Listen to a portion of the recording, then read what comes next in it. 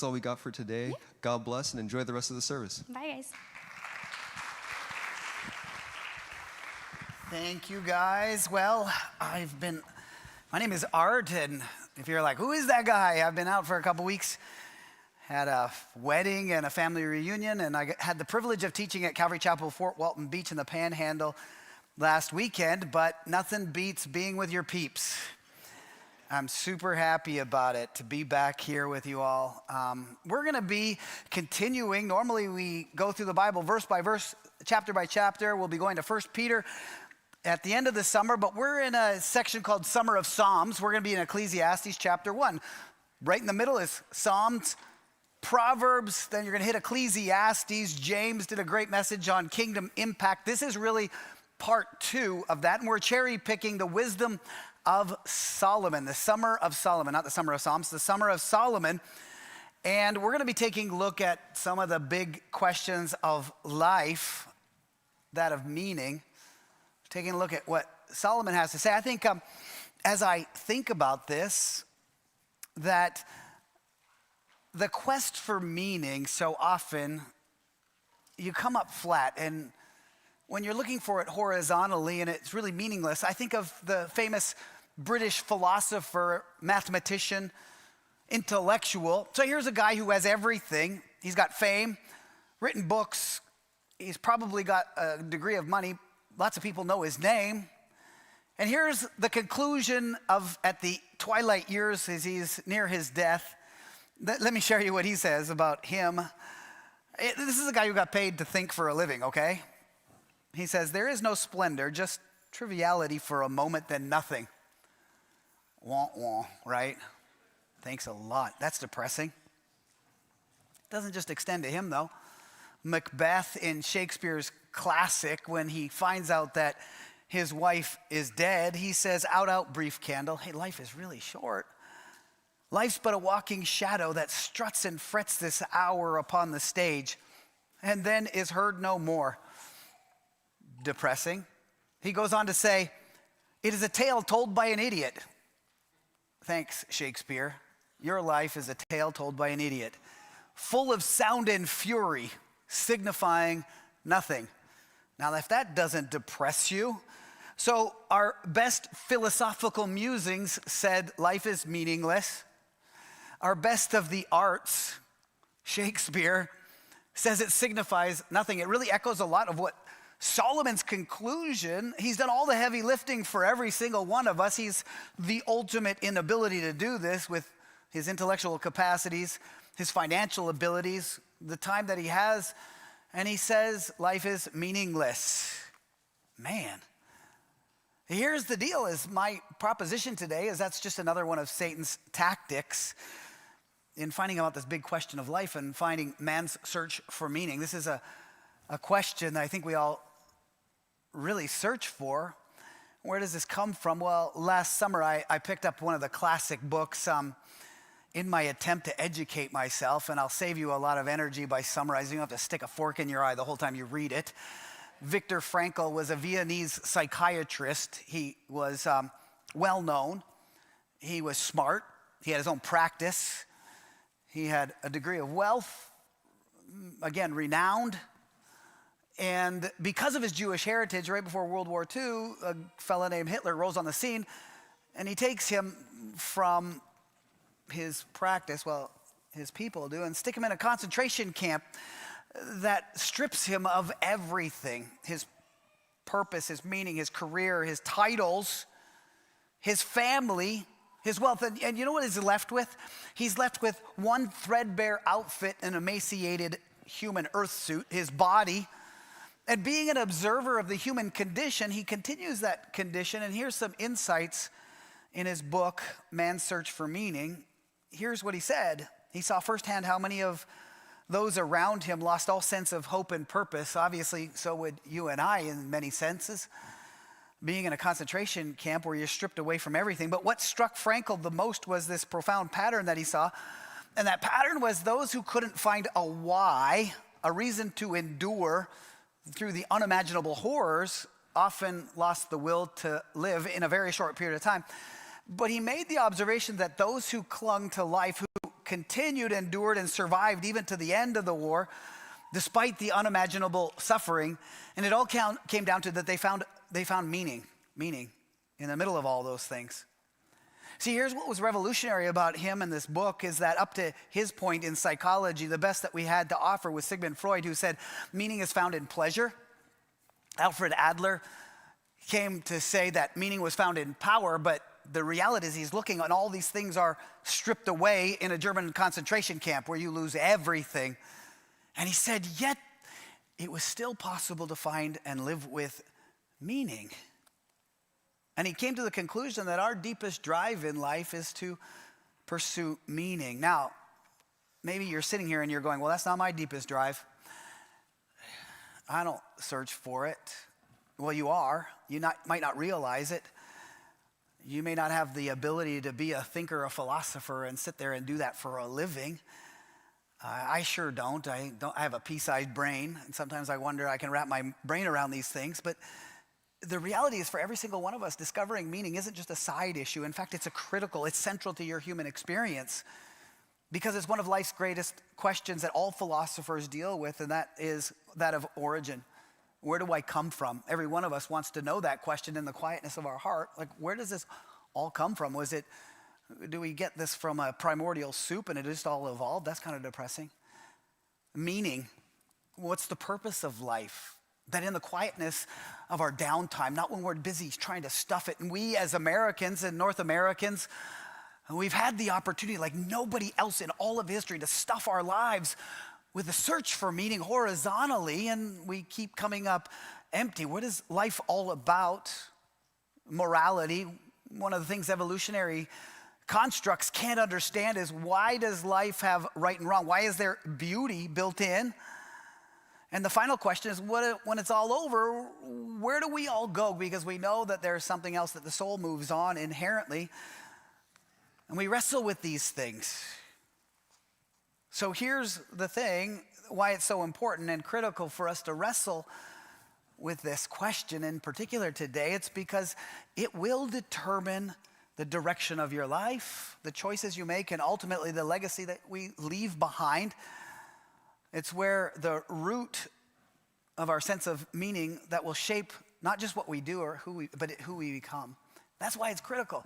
So let's take a look at Ecclesiastes, and we'll come to the conclusion of Solomon in his early years, as he was the ultimate been there, done that kind of guy. Ecclesiastes chapter 1 and 2, if you're there. So it's written by the teacher, Koheleth, the preacher, depending on your translation, the son of David, king in Jerusalem. It really narrows it down. It's Solomon. Almost everyone agrees.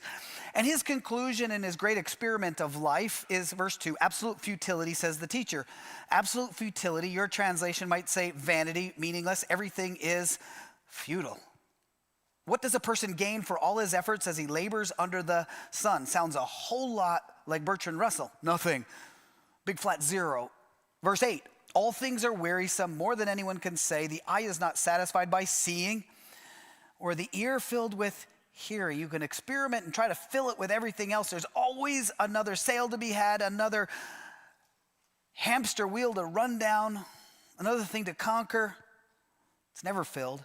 What has been is what will be, and what has been done, that will be done. There's nothing new under the sun. Again, sounds a lot like Bertrand Russell.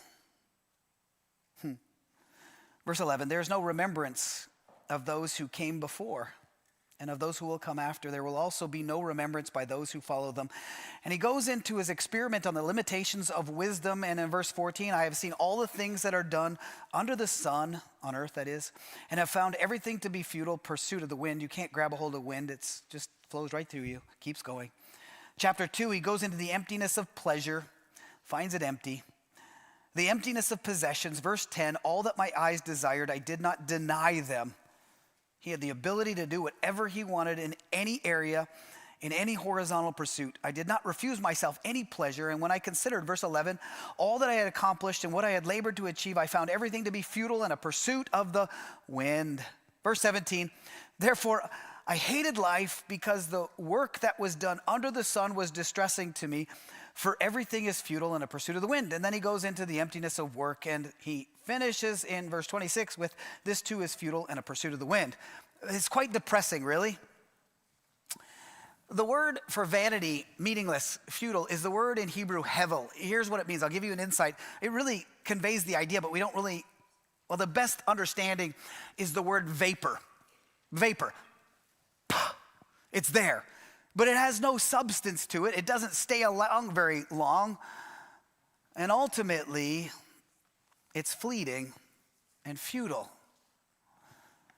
And so the preacher, goes through an exhaustive search for meaning and satisfaction horizontally in life, and he explores every meaning that we as modern man and woman deem to try to find success or meaning. He looks at it in success and achievement. Hey, my 401k, my career, whatever it might be, and the things that I put my hands to, my work, my skill set, sports, whatever. He tries it in pleasure and happiness. He comes to the same conclusion that Macbeth comes to. Knowledge and self-discovery. Here's a guy who had all the brain power, and he still comes up empty. Futile, futile, futile. He's literally done all the work for us. Now, there's two ways Paul says to learn. You can learn by the school of hard knocks, learn on your own, or you can learn through instruction. And that's what I hope we learn today. We look at Solomon's life and say, man, I don't want to make that mistake. And he's done all the work for us, literally to the nth degree, to a degree that never we could ever do. And he finds that there's no lasting meaning or satisfaction in life as a pursuit in an end of itself. Now, that's not saying that in the moment you don't find meaning, but I think the best illustration I can come up with, may be too messy for me to do it, so I'll just describe it to you. I think life and these pursuits that he tries to find in Ecclesiastes 1 and 2 is like a big bucket, and you fill it up with whatever it is that you try to find, whatever we try to find horizontal meaning in your degree, your job, your satisfaction in your spouse, in your whatever, where you get your identity and find meaning. And it's, at the moment, it's a bucket, but it's filled with holes. And at the moment that you fill it, hey, this is great. But then there's another whatever to conquer. And it begins to drain. And depending on the size of the holes in your bucket, it eventually empties. And sometimes it empties really quickly. The day after the great party that you had, you wake up with a headache and go, man, is this all there is to life? Because I'll tell you one thing, that bucket will empty when I pursue my meaning in horizontal pursuits. And it's the same in our achievement and success-driven society. We all sense that emptiness, that disillusionment, despite successes, and we try to cover it up through addictive behaviors. That addictive behavior can look like a lot of different things. Thrill-seeking, it could look like the bottle, whatever. James last week in his message, Kingdom Impact, he brought up Tom Brady, who in some respects is really the ultimate, been there, done that guy, contemporary of our age. And you think about his life. At the time, he was married to a supermodel with multiple homes in multiple countries, one on Malibu on the beach. How many Super Bowl rings? At the height of his career. After the third one, or the fourth one, he was asked, what's your favorite ring? The next one. And then the last one, what's your favorite Super Bowl ring? It's the hamster wheel, man. When he told that story, I couldn't help but think of the interview that he did on 60 Minutes years ago after his third Super Bowl. And he says, after talking about all his success, being the GOAT, the greatest of all time, and he says, there's got to be something more to this. Really? Tom Brady? Man. I think of, I was teaching at Calvary Chapel, Fort Walton Beach, up in the Panhandle last weekend. We drove back along 30A. We went through a little town called Seaside, and we get to see this little thing on our map pops up. It was Jim Carrey's house in the movie The Truman Show, if you've seen it. So we stopped by, took our pictures. We decided to watch the movie because we've seen the house now. You know the interesting thing about this funny man who's made it a career of trying to make people laugh, you know what he said about life? He said, I wish everyone could find success and riches early so that they would realize it's not the answer. Man, it started to make me think, if that's the way Jim Carrey feels, did a little research. Robin Williams was perpetually unhappy and dealing with depression. Chris Farley, same thing. I believe he even ended his own life. I called up a friend of mine, Juanita Lolita, who is a comedian, and I said, hey, what's your take? And she said, for those comedians who don't know Christ, they're usually involved in some addictive behavior, usually involves alcohol, trying to just get through. They're covering up their pain through humor, their inadequacies. It boils down, I think, to realize that these horizontal approaches are not the answer. Now, for me, it's personal because it's my story. I remember waking up, even though I'd been a believer for a number of years, and going, really, this is it? What's the point? Why am I here? And thankfully, I began to ask that question because God rerouted my life and took it in a completely different direction. I just think it's humorous that I'm standing here before you. I never imagined in my entire life that this would be God's plan for my life. But it's where I found the meaning that God had for me. And so what this message is designed to do, hopefully, prayerfully, is that it would confront that angst of modern life. That maybe through this, that it'll invite reflection on what truly lasts and where enduring meaning can be found beyond the pursuits of what Solomon calls all things under the sun that we grasp at. And so I'm going to dive right into, I have really 3 takeaways plus a 4th point that discuss our obstacles to finding meaning. I know at the end of this, you're not going to go, aha, the clouds part and a light beam comes upon your head and you go, I know my purpose in life, specifically. But I'm hoping that we walk through 3 simple things that help you understand where meaning is found. See, I can't tell you. You can't even tell yourself because meaning is not self-defined. So here, let me explain. Here's where I think it starts. And our first point, if you could bring it up, in meaning is universal. What I mean by that is it doesn't matter what age you go to in history and what area of the world that you go to, meaning is universal. Everyone's searching for meaning. I think of Mark Antony, the Roman. He said, look, we're all searching for what the ancient Greeks called logos. So even before Mark Antony, the Greeks are struggling with trying to find the meaning of life. The word logos means the word, but it also was in Greek understanding, it was the purpose for something. We're all looking for logos. We're looking for meaning in life. And so they would struggle and argue what meaning is for man. And Mark Antony, he famously, he said, look, you look at a vine and it exists to make grapes. And you look at a horse and it's meant to ride and to be a beast of burden, but no one could come to the conclusion of what man's meaning was until John comes along the scene, basically. In John chapter 1, it says, in the beginning was the Logos, and the Logos was God, and the Logos was made flesh. What he's saying is he's challenging the common Greek philosophy of the day of trying to find meaning. And he says, meaning is found in the word made flesh. Our purpose will only come through God and a relationship and understanding with him. So when I say meaning is universal, it has been placed there. Why is it universal? Because in Genesis 1, verse 26 and 27, it says that you and I, no exceptions in this room, have been made in the image of God. And if you are made in the image of God, there is an intrinsic, and when I say intrinsic value, it is not based on anything you contribute.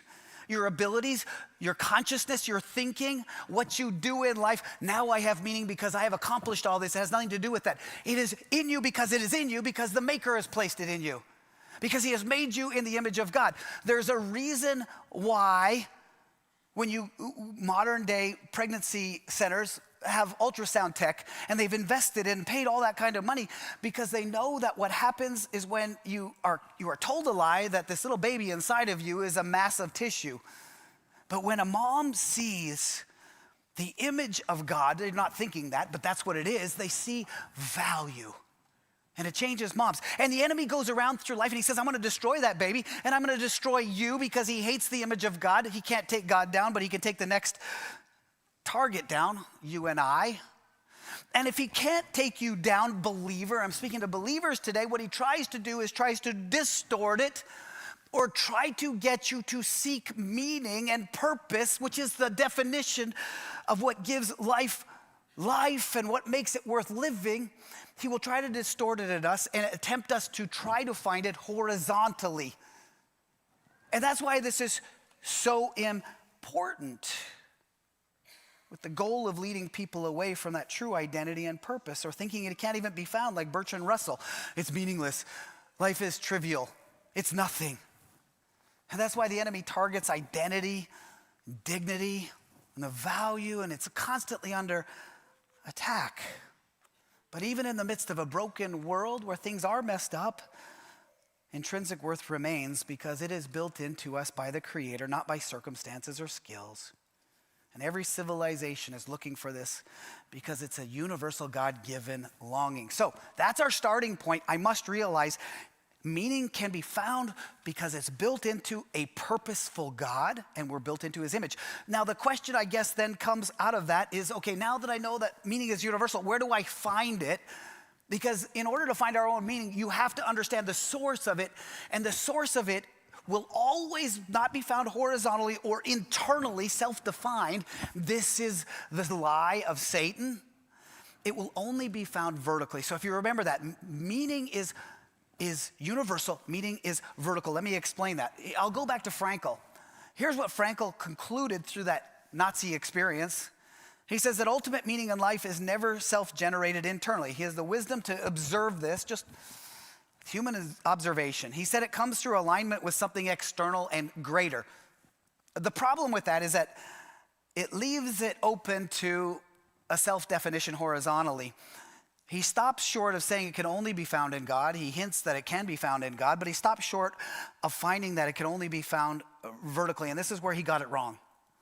This is where he got it wrong. But fortunately for us, someone greater than Viktor Frankl had already been on the scene and done all the great experiences, the experiments, King Solomon the preacher. And he reminds us that no matter how much we accumulate or achieve, inner fulfillment will always elude us if we seek meaning solely on that horizontal earthly level. And having a vertical orientation means recognizing that our lives are defined and directed by God's purposes, not merely our own ambitions or desires. And so here's the takeaway. Meaning is universal, but meaning is vertical. And so the only logical understanding from that is, where do I find that meaning? I need to go to the giver of meaning if I want to understand meaning. I think James brought it up last week, but Ecclesiastes 12, the sandwich of Ecclesiastes in his great experiment, he leads through his life and he comes up to the same conclusion, at least partway through his life, as Bertrand Russell did. But near the twilight years in chapter 12, as he realizes in his age, he comes to the conclusion in chapter 12, verse 13. He says, now all has been heard. Here is the conclusion of the matter. Are you ready? To fear God and obey his commands. This is the whole duty of man. Here's what he's doing. He's saying to live in right relationship vertically with our definer of meaning and purpose is the only way to find it in what he has to say about the human condition. What he's saying specifically is that I will never find meaning if I try to define it on my own terms. It comes through God's definition for me. It means when we place God first and live in obedience to him, we're going to automatically align with the ultimate source of meaning and not a bucket that is full of holes. Practical terms, it means we've got to come to the place where we surrender our need for control and self-definition. It means that I have to seek God's will above everything else, trusting that he is the meaning and purpose giver. It's only when we look upward do we discover a meaning that satisfies and sustains and endures beyond the fleeting things of this world. Man, if I think about it, in the recovery world, that's why rock bottom is so often necessary. We come to an end of ourselves where I'm no longer determining these things. And we're so hard-headed, rock bottom is what's so often needed. Or especially in the middle class world, crisis. Until crisis comes and strips us away, we so often are I'm going to find it in myself. This is why here at the church, we so often repeat constant themes. Sometimes you're like, oh, come on, move on to something else, man. We heard this before. But we have to understand these habits are woven into daily lives, and so we repeat them. But here's where I think we find it vertically, is the idea of I have to see my life, regardless of what I do, I have to find meaning in serving God's purpose. This is really important to communicate, okay? This is probably the most important thing I'll say today, is that I must understand if I'm gonna find meaning, it comes through me personally serving God's purpose for me. Do you realize that you and I, Acts have been placed for such a time as this that we might grasp and reach God? The book of Esther is all about this. For such a time as this, that we have been placed here. Now, you have been placed in your spot. I've been placed in my spot, and that God has a purpose and a role. That doesn't mean I can't strive to get a better job or whatever. That's not what I'm talking about. But in the time that you are in the place and the season of life, whether it's being a homemaker, a student, a VP, a teller, or whatever it is, unemployed, that you must be going and seeking God's purpose for his glory in this moment. God, how can I bring glory to you in this moment? Here's how you could summarize it. How do I see my life, my work as worship? My work is worship. The things that I gauge in, no matter how mundane. Oh, my job is so mundane. How do I find purpose in it? Do you know that for almost all of human history, except for the last 75 years, almost nobody had an opportunity to define what vocation that they had. You were a blacksmith because your dad was a blacksmith. You were a peasant because you're a peasant. You can't just wake up one day and say, I'm gonna upwardly climb that ladder and become a noble, or whatever it is, for the most part in human history. And yet God says that we can find meaning in the middle of whatever station we find ourselves in life and purpose. And it involves by seeing that my life as worship, my work as worship. Meaning, I look and say, how do I glorify God through this? We tend to look at the first 25 minutes of the service as worship. No, that's a form of worship. How I live out my marriage, how I live out my job, how I live out my friendships and my relationships with my neighbor, I can see it. How I play ice hockey can be worship. Depends on how I do it unto. You know, it's interesting, for most of history, Greeks felt, let's try to do as little work as possible because it should be avoided, but God made work in the garden and says we'll work in the future as well, in eternity. Because there's purpose behind it. The problem is I'm trying to get horizontal intrinsic value out of it the way I define it. Now, I know this is true, and I'll give you two examples that maybe drive home the point. Most people don't typically wake up in the 5th grade and say, you know what I want to do with my life? I want to be a janitor. Now, I'm not saying and putting down people who do janitorial work. The point is, even something as mundane as sweeping and cleaning can be worship, and you can find meaning in it. I think of a really amazing guy who had an impact on my life my first and second year of college. His name was Jake. So I'm in Christian college. Jake had a successful business. He gets rid of it. He's kind of having that crisis later on in life and says, my life doesn't have any meaning. And he takes a job as a janitor cleaning dorm 7, upper, mid, and lower. And you know why he did this? He particularly loved, he said, you know what, I think God has given me a heart and a passion for young people. I'm a little older, I'm not around young people. I need to be in a place where I can be around young people. He answers an ad. He takes this job, and you know what? He's sitting there sweeping in the corner. Most people are not noticing Jake. And then one day, Jake comes up to me and says, hey, I noticed this. Do you mind if we have a chat? And Jake had a profound impact on my life over and over and over for a several-year period. And I asked somebody one time, who is the person who had the biggest impact in your life? And they're like, Jake the janitor. I'm not the only one. I started to realize that Jake the janitor had more influence on the long run than the university president did on individual lives. The resident director who was involved in the overseeing of the dorm life didn't have the impact that Jake the janitor did. And then it was interesting. I'll tell you one more story. I have a buddy in Kerrville, Texas, who was a pastor, and he was teaching at a conference. And he tells me the story of how he was in this conference. It was a large church, and there was a janitor, and he's watching this guy while he's waiting for the next session for him to speak. He's watching this guy who is particularly joyful while he's doing the work. And he's doing it really hard to the best of his ability, and he's amazed. He's like, wow, like I'm really... It's kind of like the drummer. You never notice the drummer unless he's really doing a great job, right? In the worship team. And so he goes up to this guy and says, hey, tell me about yourself. Like you're whistling and you seem to enjoy your job. And he looks around. He goes, I'm going to tell you a secret. He whispers and he says, I'm not really a janitor. He's like, oh, I'm intrigued. What is it? He goes, I'm undercover. He's like, I'm really intrigued now. And he goes, I'm really an evangelist. This is just my method of doing it. Do you see how his outlook on his job changed dramatically when he realized that God for that season called him to serve God's purpose in that role of his life?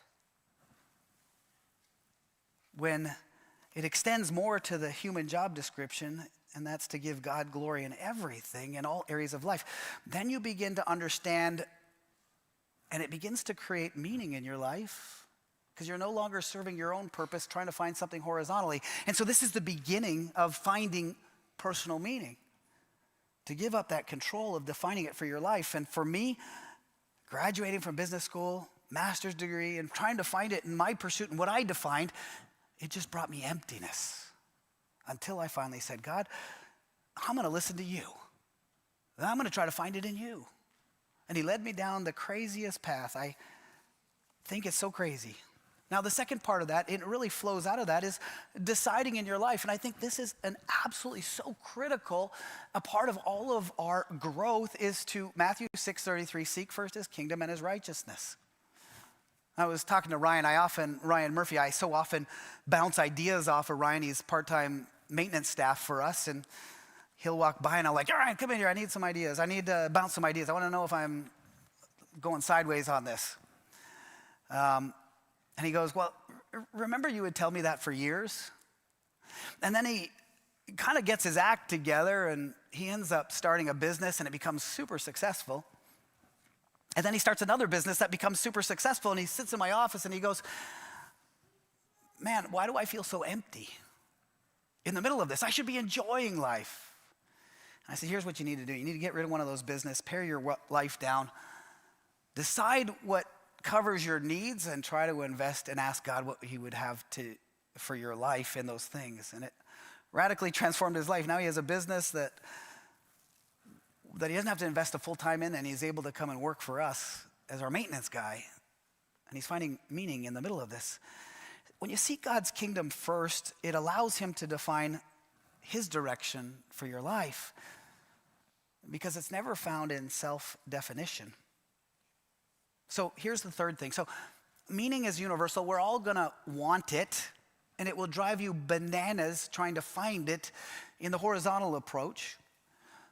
Meaning is vertical. That's the only way you're going to find it, and submitting yourself to God. And that flows into the third point. Meaning is participatory. You don't accidentally find it in the sense you don't drive finding purpose, but you participate with God as he reveals it. You don't be a bystander to it. Meaning you decide to seek God and his kingdom first. Not with the intention of, God, okay, now give me the meaning, but he places that in you as a part of the process. Does that make sense? And so as I participate with him, do you know, I bring this up from time to time because I think it's so critical. Do you know why God made us? God made us not as a grand experiment, hey, what if? He made us to bring humanity into what the early church called the perichoresis, the Trinity, the Father, the Son, and the Holy Spirit. This movement is what the Greek word perichoresis means, the movement around each other. What it means is that the Father is not at the center of the Trinity, with the Holy Spirit revolving around him and the Son revolving around him. No, it's a mutual movement around each other in other-centered, mutual, unconditional loving of each other. And God says this is where true meaning and life happens. And if you try to find it horizontally in your own definition, it will end up being meaningless and it will bring frustration. And God invites us into that relationship to understand that the path is found in mutual giving and other-centered movement. C.S. Lewis in his book Perelandra takes this idea and mere Christianity, and he kind of reveals and helped me understand that aligning ourselves with God in that mutual giving, unconditional love is the ultimate path of meaning. And when I have the allure of self-derived meaning, it's the path to destruction and meaninglessness. It's found in surrender and self-giving. Jesus himself, our logos, our purpose, our meaning for life, He says, I came to give you life in abundance. And then Matthew chapter 10, verse 39, he says it's not found in holding on to your life, but in losing it for my sake, giving it away. The path to recklessness and meaninglessness is trying to define it on my own. The path to owning it is to lose it. That's why Jeremiah 29:11 famously says, for I know the plans that I have for you, plans to give you a hope and a future. And so often we redefine it. And we say, for I know the plans I have for myself, plans to give me a hope and a future. And it results in a meaningless existence. So I plead with you, understand that third point. The second meaning is found vertically, and meaning is found in participating with the definer of meaning and the giver of meaning. And so there's a daily anchor, I think, that you hear on the pulpit on a regular basis is stay in the Word. Why do I say stay in the Word? Stay in the Word. Because when I stay in the Word, it allows God to speak to me, informs my mind, which then informs my identity and worth and purpose and ultimate meaning. I have to find it there. Otherwise, human tendency was to find it in my own clever thinking. You know, I quoted this a couple weeks ago, but the study that found that 1, 2, 3 days in the Word doesn't change your life. You come to church on Sunday, that's great. There's something that radical that happens on the 4th, 5th, 6th, 7th day when you spend more days in the Word than not, and every metric of your life is positively impacted by being in the Word. Why? Because it's restoring your mind. It's transforming the mind and renewing it. It's telling me that I find my meaning in that relationship vertically. The second thing on that is I think soak in community. Trying to live out faith alone, it weakens our purpose or sense of purpose and encourages spiritual stagnation. God created us for community because we're part of that relationship. You can't other-centered self-give isolated. And meaning together in relationship is where meaning thrives, in that shared mission. You know, I like to study things and read things on how things impact the church. In COVID, every negative metric has been impacted by isolation, by not getting back into community and not serving God's purposes through the church. So we have this entire biblical narrative, Ecclesiastes included, that points to humanity's purpose being found in relationship with our purpose giver. And that service to God, reflecting his glory and participating in his kingdom work is what makes all the difference. Everything else is an illusion. So here's how we finish. The fourth thing, that's the path to finding meaning in our life. But here's the fourth thing. I mentioned it, I started off with, you have an enemy, Satan, who hates the image of God. He wants to take you down, or he wants to distort things so you don't find that true lasting meaning, that you go through life and never having victory. And he gives these obstacles. So I got 4 of Satan's strategies that are biggies to keep an eye out for in trying to find meaning in life. The first is a big one here, especially in middle class America, is weapons of mass distraction. What I mean by that is through our laziness and busyness, the two opposite polarities, he takes us away from finding meaning. With laziness, Satan appeals and distracts by, he gives us these easy, comfortable pursuits. And it only inevitably results in a shallow spiritual life and a lack of meaning, because meaning comes through participation. And so what happens is we are saved by grace through faith alone, but the problem is that the good enough is often the enemy of the great. You know what? It's a lot of work to really dive in, participate, to die to self. That's good enough. But here's the problem is so often us as believers, we never reach the promised land. We spend all that time in the wilderness, never really understanding the things that God has for us. C.S. Lewis says, aim at heaven and you will get earth thrown in. Aim at earth and you will get neither. Seek first his kingdom. That's the cure to the obstacle of mass distraction and busyness, trying to find meaning and identity in the things that we do. Second, comparison. I said that everyone has a purpose for your specific circumstances. Ephesians 2:8-10 tells us that you're God's masterpiece, his workmanship. He created you specifically, it's not a mistake, for such a time as place. And you have access to people and relationships that I don't, that other people don't have. And he has placed you there for his glory and his purpose, to find purpose and meaning in that. But so often what we do is we go comparison. Comparison is the thief of joy. And it will result in not having meaning, because I'll always be looking to someone else. Oh man, I'm not evangelizing like Billy Graham. And I'm not preaching like so-and-so. It doesn't matter. The parable of the talent tells us that God made you specifically. And your job and my job is to live out that to the glory of God wherever he put me, not comparing myself to anyone else, which steals my joy and my sense of purpose. The third thing that so often happens is, because it's a broken world, that there's suffering that comes in. God may not have caused it. God, because of our brokenness, because of our sin, that brokenness entered the world. But in the middle of that, it's so easy in the middle of suffering to go, what is the purpose in all this?